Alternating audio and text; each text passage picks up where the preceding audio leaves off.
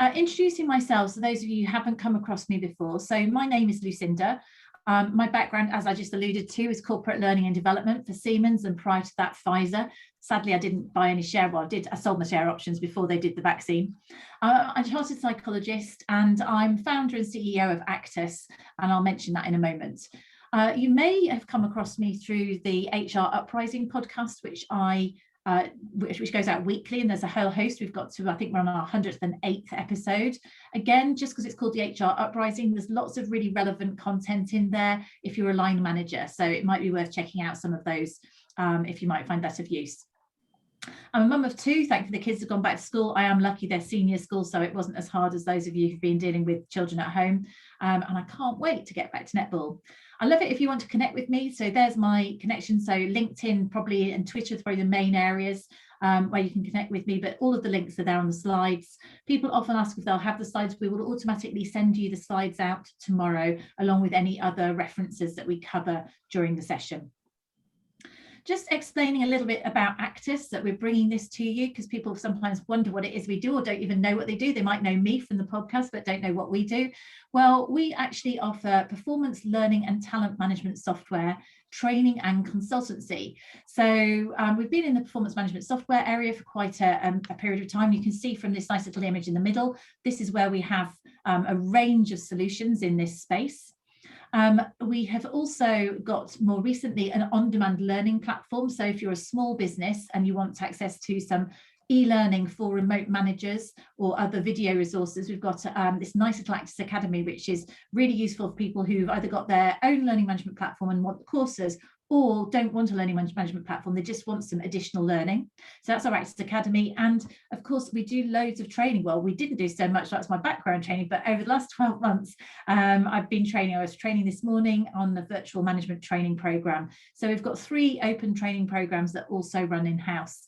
And I'm loving doing that, actually. It's been a great advantage of lockdown, suddenly people realizing that we can learn online, as long as it's in the right way, in the right timing. And it's quite convenient because we can fit a couple of hours learning in during the day in terms of our day job. As well done to everybody here. We've got up to 92 participants, and I'm sure a few more will come in. What are we here to learn about today, or to discuss and share knowledge on? Because a lot of learning is about social learning. It's not that I'm necessarily the expert, I'm more of the conduit where we can help you to share knowledge with each other and learn from that.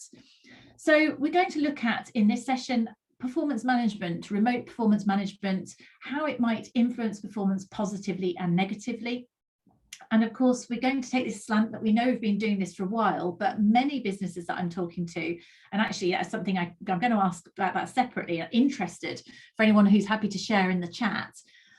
What's your business's plan as we go back to the workplace? Are you planning to go back fully into the workplace? Do you think eventually, is that the aspiration? Like what was it? Was it Deloitte, or who was it? It was Goldman Sachs, wasn't it? It said, oh, we're going to the office. Or has your business decided you're going to do complete virtual? Or as Jane said, are you doing a hybrid? If you're doing a hybrid, is it going to be that everyone can do just what they want? Or is it going to be something where you're kind of going, like one business that we're working with, where some people are going to elect either to be purely home-based, some are purely office-based, and some are going to be hybrid. So is it going to be managed, or is it going to be flexible? Because I think that's an interesting one, as to how we manage it.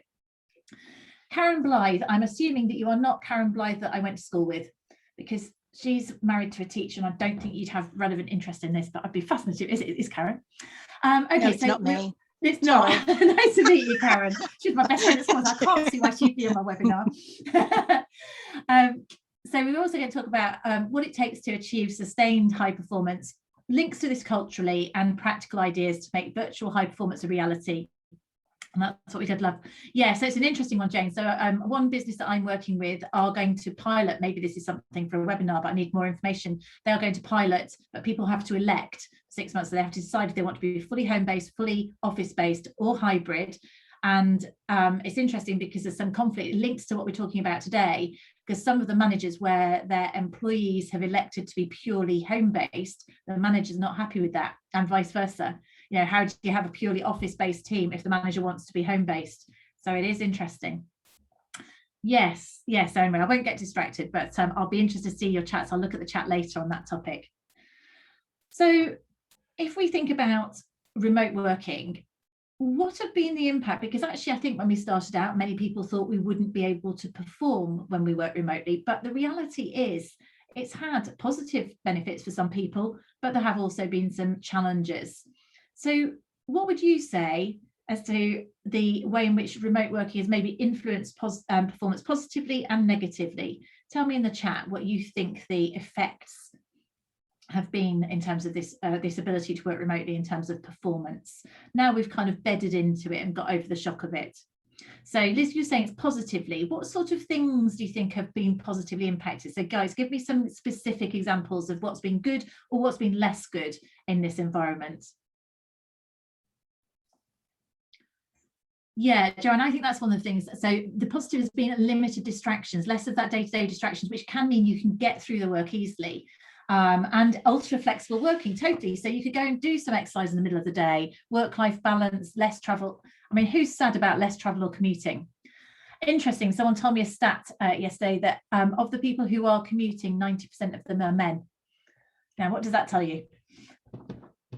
They're getting away from the children, I thought, I have to say. But that was an interesting one in terms of those, in terms of why we're working there. So there's positives. The downside, of course, about being able to work more freely is we have to be very disciplined in switching off. So as Stephanie's saying, it can be a bit isolating and it's hard to switch off at the end of the day. So it's a complete thing. If you've just started a new job and you've never met people, that is hard, isn't it? And learning something. So we might be working longer hours and at home at the same time, the monotony. So there's issues there, but then again we can go and do things that we want to do. We can take a break, we can maybe look after our diet better perhaps. So there's lots of practicalities. So these are some of the challenges that we've observed. We have got less informal interaction. There is reduced information sharing unless you've become really adept at there. Oh, Estelle's made an interesting comment there. It doesn't always feel like working at home, it's more like living at work. Yeah, that's not ideal permanently, is it? In terms of managing people, we've got fewer visibility, less visibility of the inputs of what people are putting into something. Now, saying that, maybe we were too reliant on inputs, and we'll explore that later. We've got challenges with people's physical setup, interruptions. It's been harder to recognise people and for positive reinforcement. I think someone's unmuted. I don't know if Caitlin, you can identify who it is. I'm getting feedback.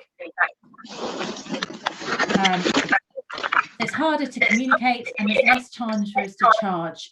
So it's harder for us to compartmentalise.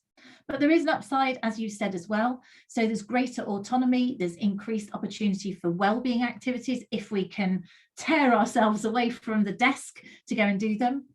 We've maybe found new ways to communicate or collaborate. I mean, I think we've become really quite adept. We use Skype. I know lots of people use Teams. We have got Teams, but for whatever reason, we were already using Skype. And we've now got, multiple channels per customer for that. And it does seem quite a quick and effective way of getting information across to people and finding information. There's more opportunity to learn in different ways. I mean, how many of us, so if a year ago, we would probably have had 25 people on a webinar. Now we are regularly getting over 100. There's 103 people on here at the moment. So people maybe are reaching out, networking externally to their internal environment, maybe in terms of reaching out, and which is not a bad thing. We can become quite entrenched internally. Maybe we're bringing different ideas into our workplaces and we're learning in different ways. So those are things that we've all declared already. As ever, I always think it's nice to get you involved in a poll. And this is a poll that I have asked before, but let's see, because it's interesting how it changes as we go through the polling. So this question I'm going to ask you, and I'll launch that poll. From your point of view, assuming that you are actually managing yourself, if not, you can answer from a point of view of the managers that you work with. To what extent do you think that remote or might be hybrid people management has been slightly or completely different to face-to-face? And the second question is, how much time do you think you spent on remote people management activities compared to face-to-face or office-based? Is it less, more, or otherwise? And it's interesting because we've asked these questions previously, and I have a theory that maybe it's evolving, the answers to these questions, as we go through, as we adapt. It's a year, on the 29th, I think, it's a year since since life became unmeasurable. Bizarrely, on a social media post last weekend, someone posted a party that I was at a year ago, and I thought, gosh, really? Should we have even been there? And it was someone's 50th, and I kind of think, I don't even remember us being conscious about it, yet 2 weeks later we were slapped into lockdown. Oh, okay, so well as saying you've got lots of load shedding schedules, so it's very hard, so lots of work, so you've actually had to come back into the office, and their training has been difficult for people not knowing how much attention. Right, so we've got a number of people who are not as lucky as us in the UK, and so the technology has made it much harder, I can imagine, actually, Arugo. So we have to remember how fortunate those of us with really good connectivity, or at least relatively good connectivity, have been to be able to function, because we have been very technology dependent. So everyone had a chance? I've got 75% voting, 76 out of 100. I'll count down. Any last votes for there? It's all the votes are anonymous. I don't know what you're saying. I don't know who's saying what. I'm going to end the polling now and share. So let's see. So interesting, the results are consistent, I would say, with what we've got. So that is consistent to what we've been told all the way through. So the majority of you say that it is similar, but with some different emphasis. Only 1% say it's no different, as in management. So people management is different. And 31% feel it's completely different. And then if we look at how much time we're spending on it, so we're still saying this is a similar, and maybe it's slightly addressed. 42% saying more time, 23% saying the same amount of time, and 24% saying less time. So I think when I ran this same question probably about 4 or 5 months ago, there was more people feeling it was more time. So and that has made my theory is perhaps we're norming, unless of course we're getting lazy. I don't know. What do you think? So let me share with you, we did this survey also at the start of the year in January in terms of the results, and these results are similar to the results that you've got here. So let me get rid of the result. I'll leave this up for the moment because it's similar. You are saying pretty much the same, in fact 68%, and this has got 68%. So we are absolutely representative of our previous results. As when I put this out on LinkedIn, this survey. So the majority of people feel that it is slightly or completely different to face-to-face management.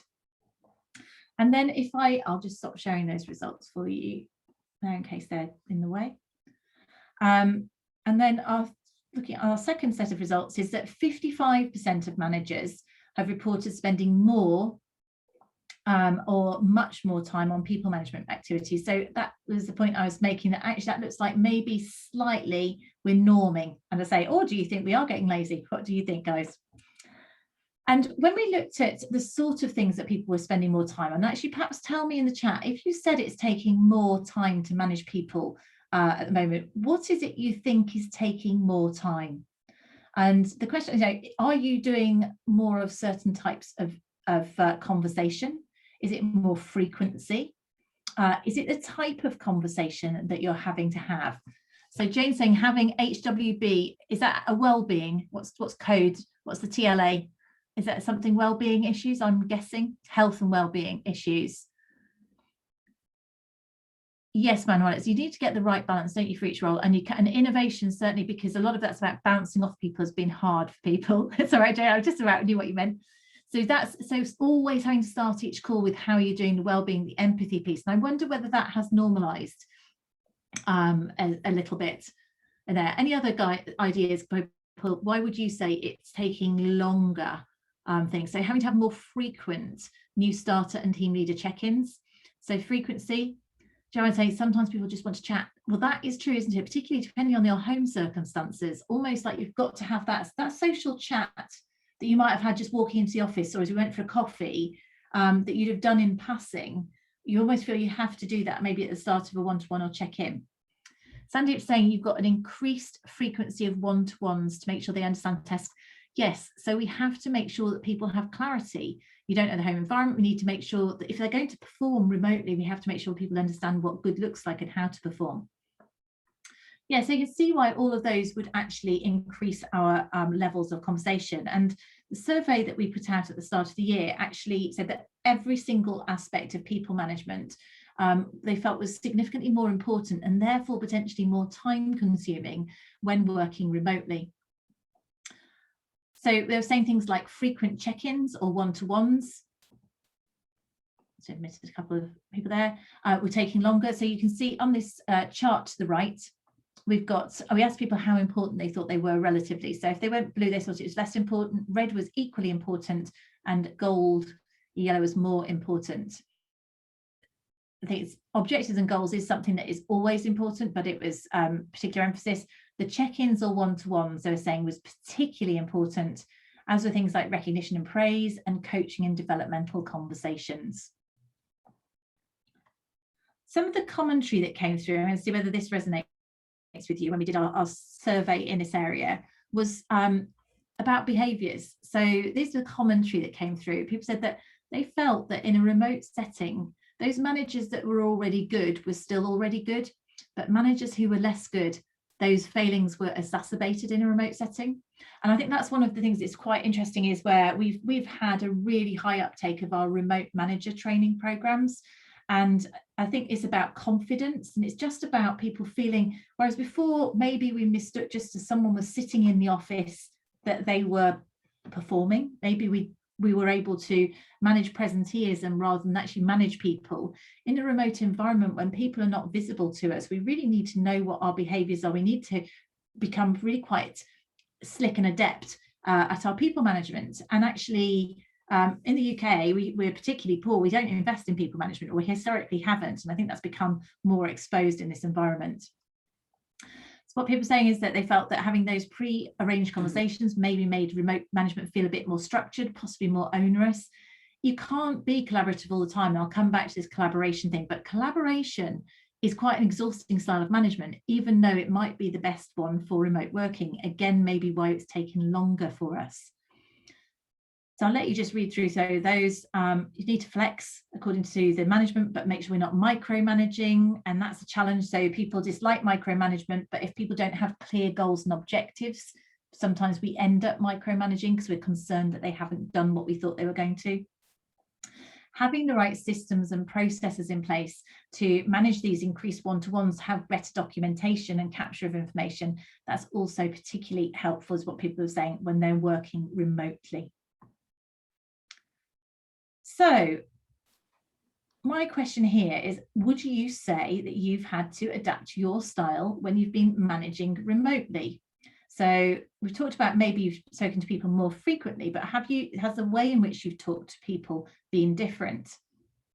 So let me share with you the poll that I've got here to see whether you've adapted your management style. So the question that I've gone for here is, would you say you've actually had to adapt your management style? So not really, or not really because you were already very flexible, or yes, you have a little, or have you had to quite a lot? And that might be saying, let's say you're naturally delegative, have you had to be more directive? Or if you're very collaborative anyway, have you had to be clearer or more delegative? So thinking about that way. And then the second one, you can answer, I think you can answer multiple. I meant to tick multiple, apologies if I haven't. I mean, a mental block. If you did, which style have you had to use more frequently when managing remotely? And so have you had to use more coaching questions, so open questions, provoking thought and empowerment? Have you had to do more supportive, so empathy, understanding, listening? Have you had to be more directive, so being very clear and detailed about specific tasks that people need to do? Have you been delegative, so hands off, let people get on with it and let them come to you? Or have you had to be very collaborative, discussing and agreeing things together? So I'll give you a moment to see what you've had to do more often. And I think you have done. Let's think the responses. Yes, you were able to respond more, I think, to what you've had to do more of. Can someone let me know in the chat? Have I done multiple choice? I did intend to, and now I'm wondering if I enabled you. Have you been able to choose more than one response for the question too? You can, great. Cool. All right, so I'll give you a moment because you might be still going with it. So we've got 72% have voted. The only thing I say, you're not allowed to choose all 5, otherwise we'll have no differentiation. Clearly you're not. All right, so 73%. Anyone else want to have a final vote? And I'll share the poll results with you. 76%. Any last responses? Okay, I'm going to end that poll and share that with you. I'll share those results. So most of you say, not really, I was already fairly flexible, and I expect from quite an enlightened audience, but quite a number of you actually have definitely feel you've had to adapt your style. And actually, Jill's saying you feel you're more naturally approachable in the office environment. So how would you feel you are, Jill, in this environment? So what's changed? Or for anyone who said they have had to change, is it answered by the second question, or is there more context to it? If you've gone, I have had to change a little or quite a lot, why is that? And I'm not surprised. When I did the original survey, I'll share the results with you. We didn't have supportive in there as a style specifically. And I'm not surprised that practically all of you said you've had to do more empathy, understanding, listening. But what's very interesting is the coaching and collaborative style leadership. People have had to do more of that. But yes, you have had to be directed, very clear about specific tasks. The interesting thing about the coaching and collaborative style of leadership is it is far more time consuming and more tiring, exactly as somebody mentioned on one of the chats. So that one of the things we can feel more drained, almost like we're negotiating all the time. And so those conversations are taking longer. And actually, it's quite much easier just to give a quick answer if people have which you can do when we're in the workplace. So I'm sure that's not your name, word trade, but word trade, cryptic word trade, you've got more empathy and listening more. Yeah, so as people are returning to furlough, we've got to adapt our style again, haven't we there? So Stephanie's saying in the office, it was easier to check in with people, whereas now you have to be a bit more directive. So actually, whereas you could be more supportive, just keep an eye on things, you have to make sure people have understood the message, haven't we? And make sure things are very, very clear. So although we might be being collaborative and coaching people, it is actually something we've also got to make sure that the clarity is in place about what the expectations are so that people are able to deliver. So lots of things take much longer, as is coming through in the conversation in the chat. And this was what came through from our management survey earlier in the year, in that actually people were finding they thought that a pure delegative hands-off style, blue here, sorry, Toby, is actually the least effective way of working in this environment, was what people were finding. Whereas a collaborative style was at least as effective or more effective, and the same with coaching. So similar to what you're saying. So the results that we got, and this is a similar number of people, about 100 people who responded, reflect your results. However, again, it could explain the additional time and almost the energy, the exhaustion that we might feel in terms of managing people. Now, one of the things I would recommend, it's a tip I suppose I'd say at the end, is if you're not already doing this, one of the ways about managing that is making sure that we have a schedule. So we do have probably more frequent check-ins with people in order to make sure that people are heard and have that time with you, but also to protect your energy so that you're having those conversations at a time that suits you rather than necessarily having to do it all the time. Joanne's saying actually you often have to say the same thing several times over. Maybe it feels like people don't listen. So if you do feel that that's the case, what kind of behaviors can you demonstrate to check that people hear? And maybe that's where we go. If you said something to someone, maybe in the office, you'd think you might tell someone how to do it, and then you'd see whether they're doing it. When we're working remotely, what we have to do is perhaps say, okay, I've explained to you how to do it. Can you explain it back to me? How would you do it? So get people to tell you. Absolutely, Joanne. So you're doing exactly, give it back to you, get them to tell you what they're going to do. Ask those questions. This whole empowerment, directiveness isn't really very effective, except if we're explaining something. But if we want to check that understanding, it's really important that we hear it back to ensure that when that person goes off and works on their own, that they definitely understand it. Yes, I think it works with adults and children, Joanne. Remote work can mean different working schedules, so it's also hard to get the timings on time. Yeah, absolutely. And people are working in different times and locations potentially. So there's lots there which can make it complicated. So those are all the challenges, and your experiences are consistent with the experiences we had 3 months ago when we put this survey out with others. So all of these are learning together.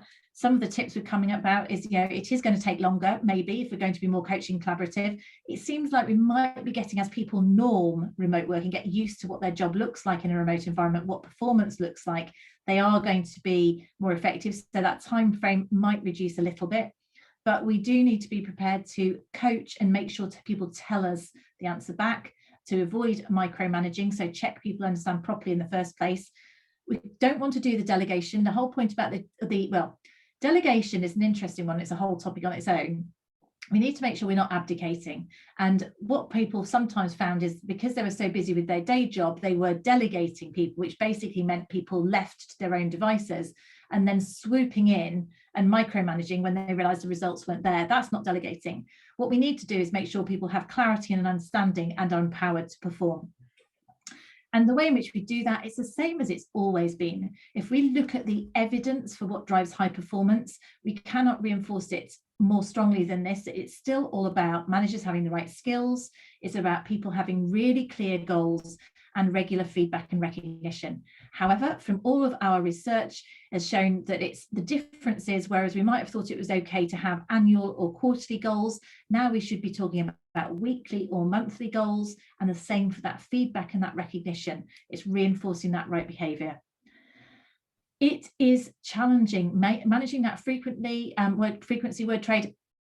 It's challenging and it can lead to burnout. So we have to be mindful of our own energy and put boundaries in place for ourselves in terms of our people management, our own performance. I did a webinar a couple of weeks ago on well-being, and you can also listen to the podcast on well-being. Next Monday's podcast is long-term strategies for well-being. So if you're feeling challenged or like you might be burning out, that podcast episode might be a good one for you to listen into. But it's down to us. We can't expect anybody else to. So it's about us taking control of what it is to be a people manager in these circumstances. So it's about the cadence and the routine that we manage people against. It's about how we actually get our day job and within what and it's about making sure that we put in boundaries for our own work-life balance. So taking time for lunch, taking time for exercise, and finding a way to do it, because the world is going to be like this now for a while, it seems. It's something, so it's down to us. And there are advantages, as we said at the start. There are advantages. In principle, I could have myself a healthy smoothie and a healthy lunch every single day when I'm working from home, because it's in my control. I can get the delivery and I have got the time to go and do it. I don't have to go and spend stupid amounts of money in Pret to do that. So there are things that I can control. I could get up half an hour early and go for a dog walk before work if I chose to do that, because I don't have to get on the train. So there are things there where really the responsibility lies with us. And if something isn't working for us, I think now's our time to go, actually, what is my responsibility in making sure that the way in which I manage my people and my own work life, how do they fit together in terms of pulling those together? So that's about us having responsibility for ourselves. In terms of managing others, this is what we need to do. Make sure we've got the skills, put some time in place for you to learn, so you know how to agree smart objectives. If you've never been given that development, ask for that development. There's loads of stuff out there where you can get that development on how to give good quality feedback and practicing those things.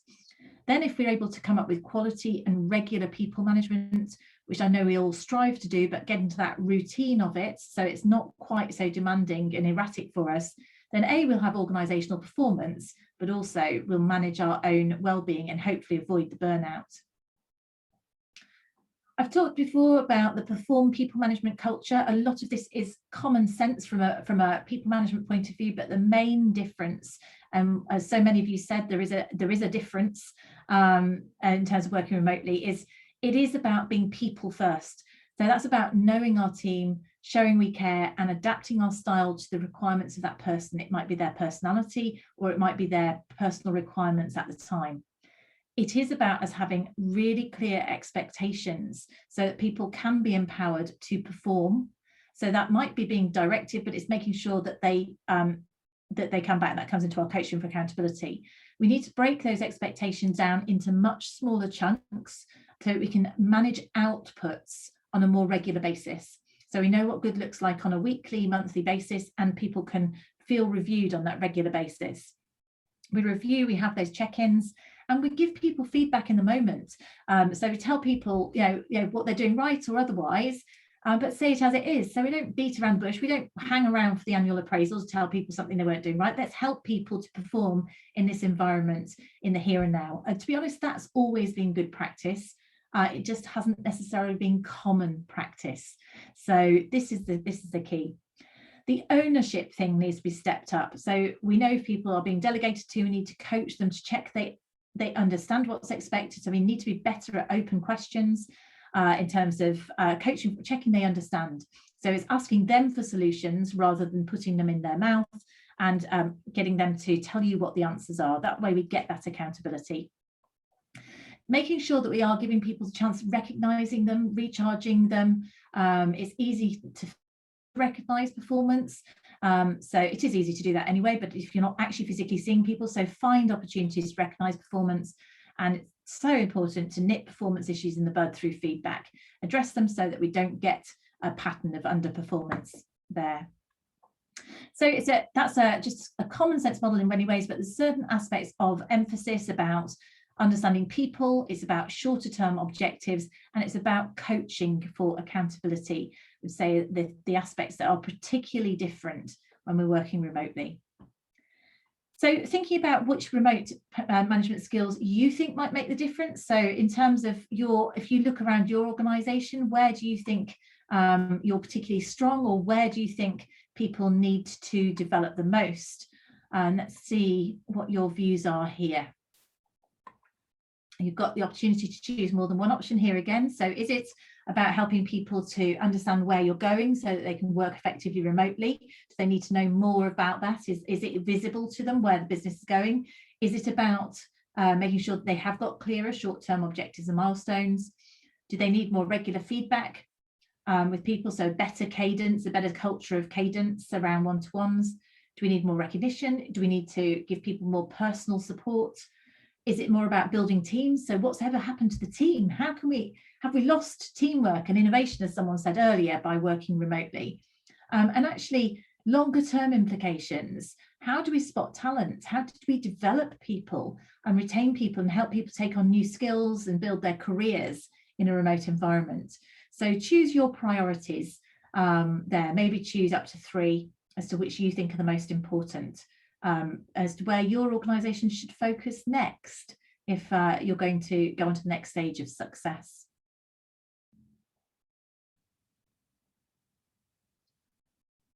So 62% choose, you can go for multiple, let the next few, it's just creeping up, 65%. As you continue, I'll leave that poll up in progress while some of you are still thinking about it. So what practical steps can you take? Well, I would say, I think now's the time to ask your team.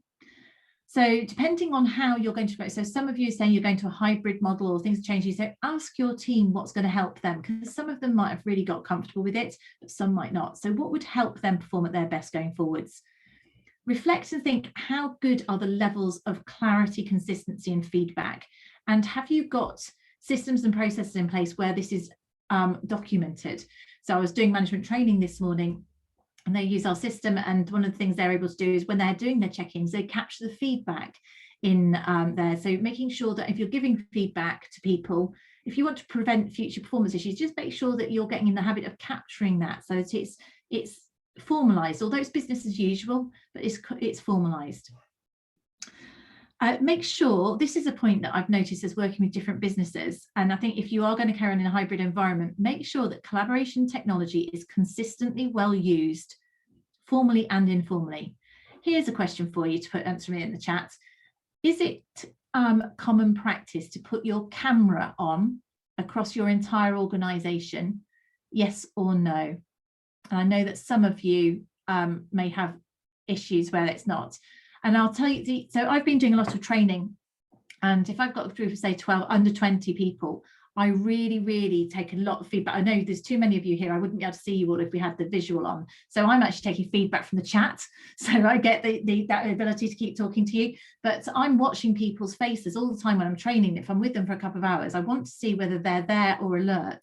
And you've only got to talk to your kids. So your kids who, if you ask your kids who, and obviously you can't as teachers expect people put their cameras on. My kids will say they know that the ones who aren't there, the teacher maybe doesn't ask them to involve as much, but they don't interact as much. They're actually not learning as much. So for me, and one of the businesses I've been working with, I've observed to the leaders that only 50% of them, and they were paying me to train them, and only 50% of them were turning their cameras on. And I did observe it, and actually they have now decided that they are going to make a blanket expectation, almost that if we are going to work remotely, you should be turning your camera on unless there's a reason not to. And personally, I think that is the case because there's an awful lot we get out of visual feedback. It's very easy to be a passenger if you're involved in something. I appreciate this is a webinar, so it's up to you whether you want to join in or not, right? But if you're in training, you're being paid to do that, then people should take some accountability for trying to learn. Plus, actually, if you're presenting something, it's really hard without that feedback to check whether it's landing, to check whether you're actually getting the message over, to actually feel like there's a purpose to it. And so I think there's a courtesy piece there, and I think there's a cultural issue there personally. And there's something about accountability. If you've got your camera on, you're accountable, you're visible, you're much more likely, there's definitely a much higher likelihood that people will interact. So for me, I personally, I don't know if you agree with me, and it's interesting that some of you say no or yes. If the answer is no, do you think it should be different? I appreciate if you haven't got the bandwidth, there can be issues there, but is the default to come and turn it on and communicate directly and increase that visual communication or not? And maybe is that worth challenging if the answer is no? And following on from that, have you got into any behaviors where maybe some bad habits that need resetting? So maybe you were great at the social stuff at the start, but people got a bit bored of their coffee mornings or whatever, and they kind of they've sort of stopped. And again, I'm wondering, is it other things that you maybe should be reinvigorated if you're going to be in a long-term hybrid working approach? Obviously, things like timetables to get people to evolve, and make sure if people are out there, can we still explore learning or career progression, get more visibility of that? I'm going to check the chat and I'm going to end the poll and share the results just so you see. This is what you guys were saying. Actually, so quite a lot of you said that you could be better to understand remotes. That's interesting. Better communication and strategy. So a number of you said it would be better for people to understand. Now, of course, the benefit of that, the reason it's important for us to communicate strategy is so that people who are working on their own, they know why. If you understand the organizational strategy, and if no one to ask, you know how to prioritize because you know the purpose of your role. But there's quite a consistent actually across the piece, and objectives and feedback are up there. But actually, it's like most things we can improve on. So, and maybe that's part of our actions. Okay, so how can we improve those? Your own takeaways are, if that's what you've chosen, whichever the 3 points are you chose, if you're in a position to influence your organization, what can you do to influence it? Okay, so just wrapping up. So we've got an ebook, if you haven't seen it already, which is on the Perform People First. And I think we're going to drop the link into the chat, but we'll send it out to you as an attachment tomorrow. I'm pretty much coming to the end, but I suppose my question to you is, you've joined this webinar. Thank you for joining. Thank you for being interactive.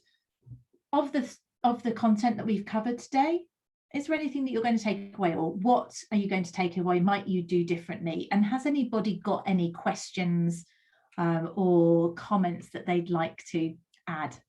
As ever, we will follow up with an email. Usually it comes out the following day, so it'll probably be out tomorrow from my colleague Caitlin. We'll send you out the slides, a link to the video, and any attachments there. Also, Caitlin's going to drop a feedback form into the chat. Really value your feedback on what you find useful and value in the webinar. So you should be able to access this Google form. Let us know what's useful about the webinars, what future topics you want me to use. Nicola's going to use the Perform framework. It's simple to follow. So therefore, Nicola, if you grab the book, the ebook tells you a bit more about it as well. And also on the HR Uprising podcast that I host, there's hruprising.com. You can get all of the back catalogue. I did 8 episodes on the Perform model. So there's 8 separate episodes. If you haven't come across it before, you can go and listen to those 8 episodes or pass them on to other line managers. Joanne's saying it's hard to motivate sometimes. To motivate yourself or others? So I mean, motivating yourself is, none of us are going to be motivated all the time. One of the things that I was listening myself to a podcast on is about habit is quite a good thing for us to do. So are we doing things that help us be motivated? It's about looking after our well-being, our energy levels, food and sleep. Those kind of things really, really help. And actually allowing ourselves not to be motivated some of the time. Sometimes we're not. So I'm going to come back to some questions. As the questions are there, I'm just going to leave up our forthcoming webinars. Nicola's saying, what do I think the main difference between performance management in an agile hybrid world and a traditional office environment? So I think some of them have come through what we talked about. I think that the style of management needs to be shorter term objectives and milestones. Previously, we weren't so clear on that. Shorter term feedback, better focus on the individual, and greater empowerment, so coaching and getting involvement. That's how I think you need to manage people. I think reality is performance management issues, if that's what you mean. Sometimes it's harder to pick up on them, but one of the main reasons for performance management issues is lack of clarity in the first place. And that lack of clarity often comes down to the fact that we didn't have well-documented short-term objectives or goals. And that's really the difference. And for some reason, because people were in the office, we maybe mistook presenteeism for outputs. And suddenly we realized we're not getting those outputs in the virtual workplace. And maybe we hadn't set the clear expectations. So actually, I don't think there's a huge amount of difference, Nicola, if I'm honest. What I think is a lot of those issues maybe have been more exposed because people didn't realize. Maybe we let performance issues go in the workplace. I don't know what other people think, because people were there, as opposed to thinking whether they were delivering the outputs they were there to achieve. Manuela says, you find it quite hard to engage people who are not so social. Yes. I think this is an interesting one because it comes down to personality type, and I don't think you can force people to be sociable. We have moved to trying to communicate a monthly, which we didn't do quarterly before, about our team strategy. I think we do have an expectation that for certain meetings, or most meetings, people would have their camera on, and we have social chat. But the reality is the people who are in the social chat are the extroverts, and loads of other people probably just think it's nonsense. And maybe that's okay, because you would have quieter people in the workplace as well, wouldn't you? Do feel free, if anyone needs to drop off, please feel free to go. But equally, and please do feed feedback if you can see the feedback forms in the chat. I'm just going to redress any other questions, people there who want to, just looking at their comments or questions. So the reverse improvement of interaction with a line manager led by an employee. So how an employee could have a better relationship with the line manager. Oh, that's a good one. Andrea, how would you do that? I think that has to be about asking for clarity a lot of the time.